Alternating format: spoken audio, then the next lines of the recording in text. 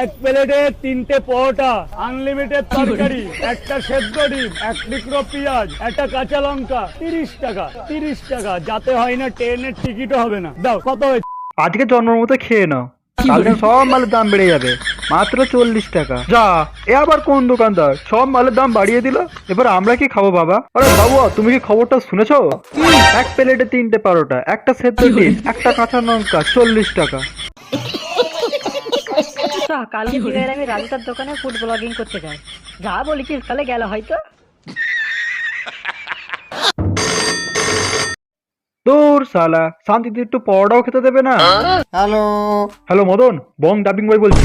কাল সকালে যত তাড়াতাড়ি সম্ভব রাজুদার দোকানের সামনে চলে আসবি। তুই আর আমি মিলে ফুড ব্লগিং করবো। আর হ্যাঁ, সাথে 40 টাকা আনবি, নাহলে খাবার দেবে না।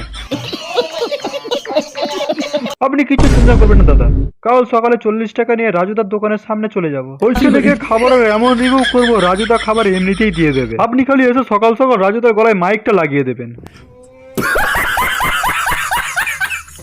এক প্লেটে 3টে পরোটা, আনলিমিটেড তরকারি, একটা সেদ্ধ ডিম, এক টুকরো পেঁয়াজ, একটা কাঁচা লঙ্কা, 30 টাকা।